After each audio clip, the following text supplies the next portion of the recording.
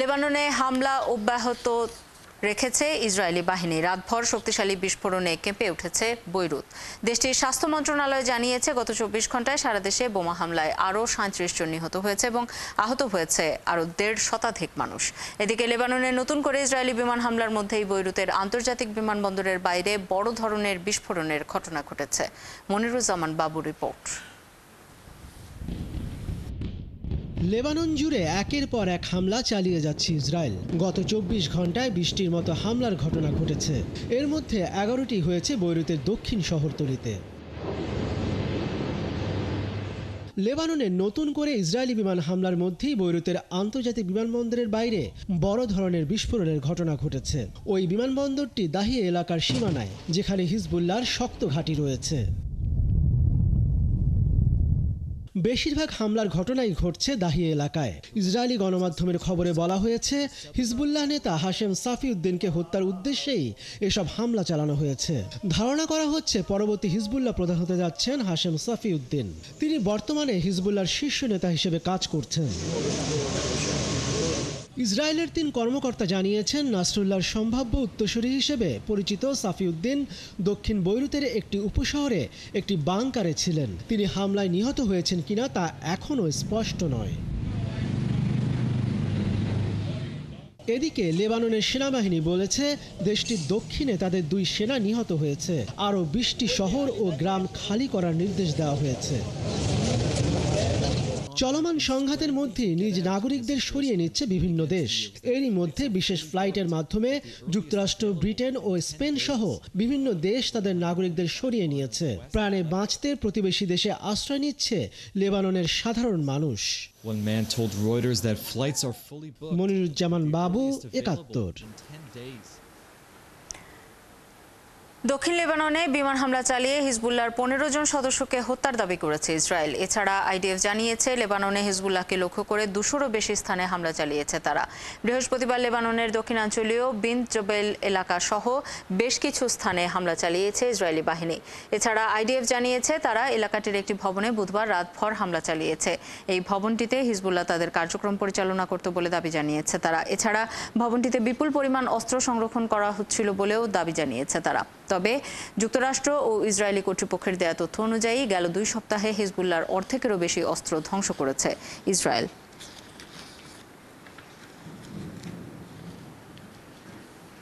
ইসরায়েলের তেল আবিবে ৫টি ড্রোন দিয়ে হামলা করেছে ইয়েমেনের হুথি বিদ্রোহীরা। বৃহস্পতিবার এই হামলা চালায় তারা। বিদ্রোহী গোষ্ঠীটির সামরিক মুখপাত্র ইয়াহিয়া সারি এক টেলিভিশনে সম্প্রচারিত বক্তব্যে এই দাবি করেছেন। টেলিভিশন বক্তব্যে ইয়াহিয়া সারি বলেন, ড্রোনগুলো দখলকৃত শহর জাফায় একটি গুরুত্বপূর্ণ লক্ষ্যবস্তুতে সফলভাবে আঘাত করেছে। তিনি আরও বলেন, ড্রোনগুলোকে শনাক্ত করতে পারেনি ইসরায়েল এবং সেগুলো নির্দিষ্ট লক্ষ্যবস্তুতে পৌঁছতে সক্ষম হয়েছে। তিনি আরও বলেন, গাজা ও লেবাননের ওপর ইসরায়েলি হামলা বন্ধ না হওয়া পর্যন্ত এই যুদ্ধ অব্যাহত থাকবে। এদিকে ইসরায়েলি সামরিক বাহিনী এই হামলার কথা স্বীকার করেছে। তারা বলেছে, হুথিদের ছোড়া ২টি ড্রোন তাদের আকাশসীমায় পৌঁছেছে। এর মধ্যে একটি তারা তেল আবিবের। মধ্যপ্রাচ্যের বর্তমান সংকটকে সামষ্টিক গণহত্যা হিসেবে মন্তব্য করেছেন কাতারের আমির Sheikh Tamim bin Hamad Al Thani. তিনি বলেছেন, ইসরায়েলের লাগামহীন কর্মকাণ্ডের ব্যাপারে তার দেশ বহুবার সতর্ক করেছে।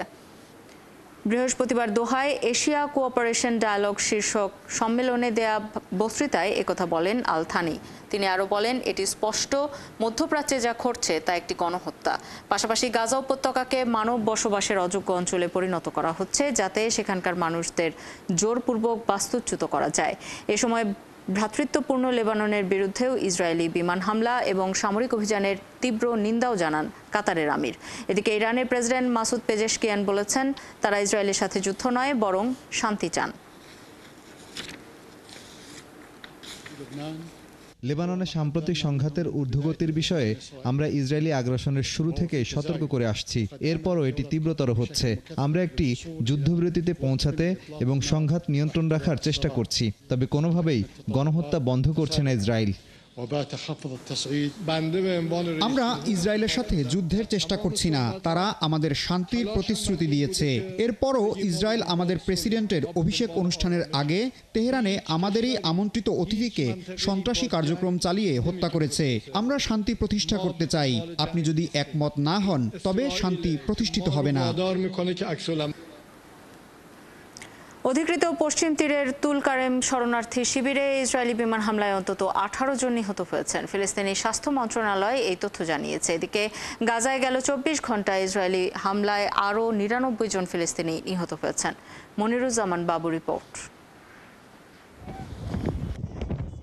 2000 সালের পর পশ্চিম তীরে এটিই ছিল ইসরায়েলের অন্যতম ধ্বংসাত্মক বিমান হামলা। ইসরায়েলি সেনাবাহিনী বলেছে, পশ্চিম তীরের উত্তরে অভ্যন্তরীণ নিরাপত্তা সংস্থা শিন বেত ও বিমান বাহিনী যৌথ অভিযান চালিয়েছে। ইসরায়েলি সেনাবাহিনী দাবি করেছে, এই হামলায় হামাস নেতা জাহি ইয়াসের আল রাজ্জাক কুফি নিহত হয়েছেন। পশ্চিম তীরে একাধিক হামলায় অংশ নেওয়ার অভিযোগ রয়েছে কুফির বিরুদ্ধে। তিনি আরও হামলার পরিকল্পনা করেছিলেন বলেও ইসরায়েলি সেনাবাহিনী অভিযোগ করেছে। হামাস এই হামলার নিন্দা জানিয়েছে। শরণার্থী শিবিরের কর্মকর্তারা জানিয়েছেন, F-16 যুদ্ধবিমান দিয়ে এই হামলা চালানো হয়েছে। ফিলিস্তিনের স্বাস্থ্য মন্ত্রণালয় জানিয়েছে, হামলায় হাসপাতালগুলো ক্ষতিগ্রস্ত এবং চিকিৎসার জন্য পর্যাপ্ত সুবিধা দিতে হিমশিম খাচ্ছে তারা। ফিলিস্তিনি প্রেসিডেন্ট মাহমুদ আব্বাসের মুখপাত্র নাবিল আবু রুদেইনাহ এই হামলাকে নিরীহ বেসামরিকদের বিরুদ্ধে নৃশংস অপরাধ বলে নিন্দা করেছেন। ফিলিস্তিনের বার্তা সংস্থা ওয়াফায় প্রকাশিত এক বিবৃতিতে তিনি বলেন, এই প্রাণঘাতী হামলা পশ্চিম তীর ও গাজায় ফিলিস্তিনি জনগণের বিরুদ্ধে একটি বৃহত্তর গণহত্যার অংশ।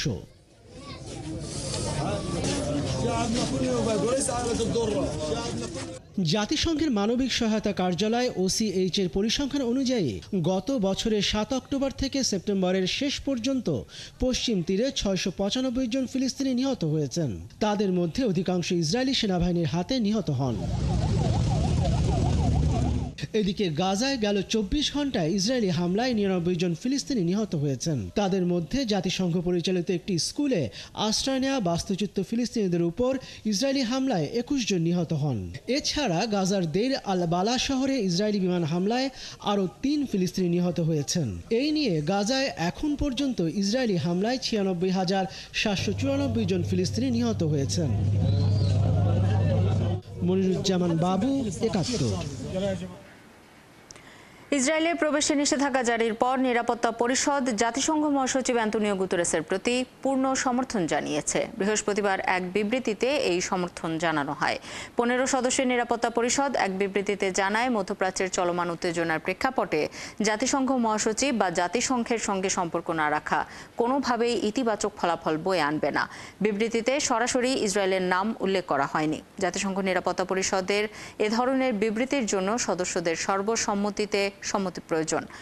বুধবার গুতেরেসকে অগ্রহণযোগ্য ব্যক্তি হিসেবে ঘোষণা করেছে ইসরায়েল। একই সঙ্গে তার উপর দেশটিতে প্রবেশে নিষেধাজ্ঞা জারি করা হয়েছে। আবারও অস্থির ভারতের মণিপুর।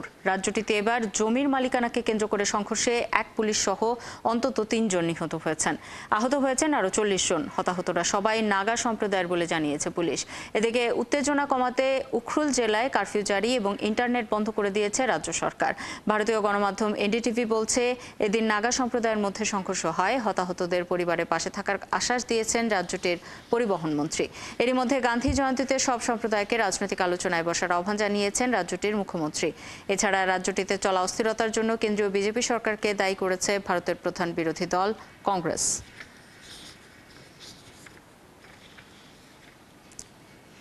তাইওয়ানের দক্ষিণাঞ্চলে এক হাসপাতালে অগ্নিকাণ্ডের ঘটনায় অন্তত 9 জন নিহত হয়েছেন। বৃহস্পতিবার দেশটির পিংটং কাউন্টির একটি হাসপাতালে এই আগুন লাগে।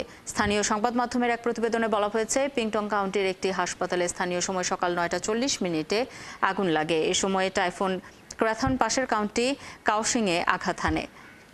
এতে সেখানকার পরিস্থিতি আরও জটিল হয়ে যায়। ভেজা ও ঝোড়ো হওয়ার কারণে অগ্নি নির্বাপনের কাজ বিঘ্নিত হয়। এতে 3 ঘন্টারও বেশি সময় পর আগুন নিয়ন্ত্রণে আসে। কয়েকটি স্থানীয় সংবাদ মাধ্যম দাবি করেছে, বৈদ্যুতিক ত্রুটি থেকে এই আগুনের সূত্রপাত হতে পারে। অগ্নিকাণ্ডের সময় হাসপাতালের একটি ভবন থেকে ঘন ধূসর ধোঁয়া উঠতে দেখা গেছে। সেই সময় প্রায় 300 রোগীকে হাসপাতাল থেকে সরিয়ে নেওয়া হয়। এছাড়া অনেকেই আশেপাশের বাণিজ্যিক প্রতিষ্ঠানে আশ্রয় নেন।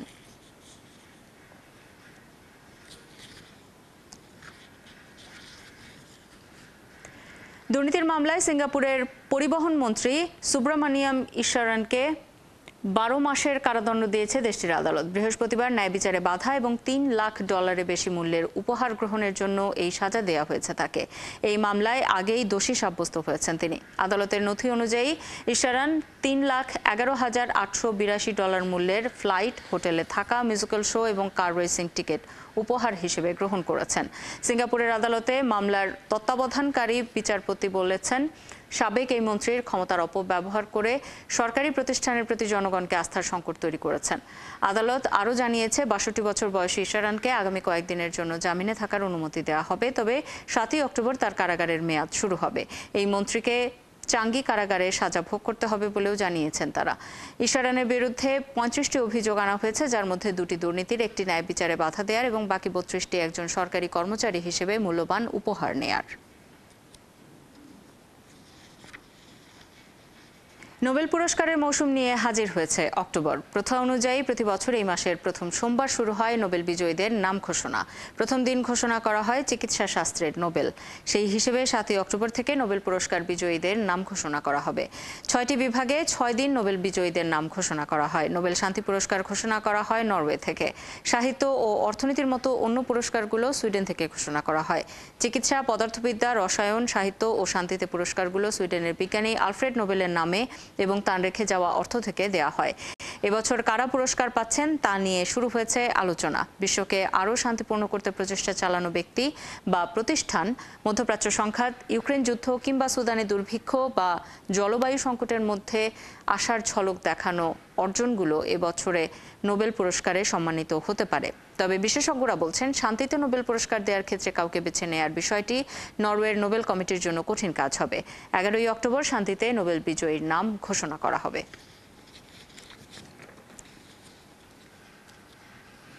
নাইজেরিয়ায় নৌকাডুবে অন্তত 60 জনের মৃত্যু হয়েছে। এই ঘটনায় এখন পর্যন্ত 160 জনকে উদ্ধার করা হয়েছে বলে জানিয়েছে দেশটির স্থানীয় কর্তৃপক্ষ।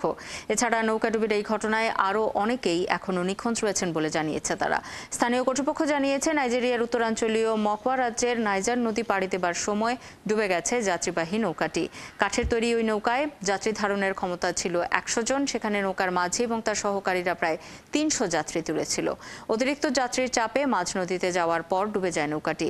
মকওয়া রাজ্যের মুন্ডি জেলা থেকে গিবাজিবো জেলার দিকে যাচ্ছিল নৌকাটি। যাত্রীদের অধিকাংশই ছিলেন নারী ও শিশু।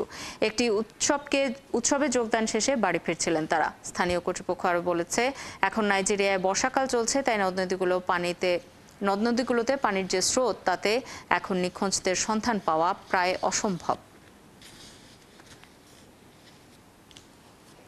ডেমোক্রেটিক রিপাবলিক অফ কঙ্গোর কিভু হ্রদে নৌকাডুবে অন্তত 78 জনের মৃত্যু হয়েছে। বৃহস্পতিবার এই ঘটনায় এখন পর্যন্ত 40 জনকে জীবিত উদ্ধার করা হয়েছে বলে জানিয়েছে স্থানীয় কর্তৃপক্ষ।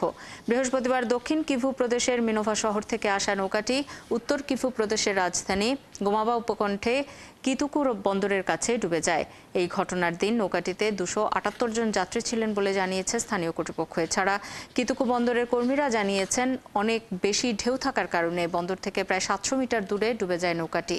স্থানীয়রা জানান, দেশটির উত্তরাঞ্চলের কিছু রাজ্য থেকে পার্শ্ববর্তী দক্ষিণাঞ্চলের কিভু রাজ্যে যেতে এখন একমাত্র ভরসা নৌকা, কারণ সরকার ও বিদ্রোহী গোষ্ঠীর মধ্যে সংঘাতের কারণে অনেক রাস্তা বন্ধ রয়েছে।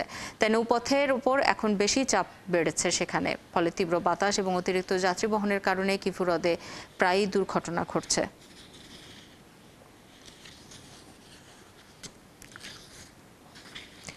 মেক্সিকোয় পিকআপ ট্রাকে ভ্রমণকারী একটি দলকে লক্ষ্য করে সেনাদের চালানো গুলিতে নিহত হয়েছেন 6 অভিবাসী, আহত হয়েছেন আরও 10 জন। ট্রাকটিতে 33 জন অভিবাসী ছিলেন। নিহতদের মধ্যে মিশরীয়, নেপালি, কিউবান, ভারতীয় ও পাকিস্তানের নাগরিক রয়েছেন। তবে সরকারি বিবৃতিতে নিহতদের জাতীয়তা নির্দিষ্ট করে বলা হয়নি। মেক্সিকোর প্রতিরক্ষা মন্ত্রণালয় বলছে, ওই ট্রাকটি সামরিক টহল এড়িয়ে সীমান্ত অতিক্রম করার চেষ্টা করছিল। এ সময় সেনারা বিস্ফোরণের শব্দ শোনার পর 2 কর্মকর্তা গুলি চালান। এতে ঘটনাস্থলেই 4 অভিবাসী নিহত হন এবং পরে হাসপাতালে নেয়ার পর আরও 2 জনের মৃত্যু হয়। এই মৃত্যুতে অভিবাসীদের প্রতি মেক্সিকোর নীতির পাশাপাশি দেশের নিরাপত্তায় সেনাবাহিনীর ক্রমবর্ধমান ভূমিকার ওপর নতুন করে আলোচনা নিয়ে এসেছে।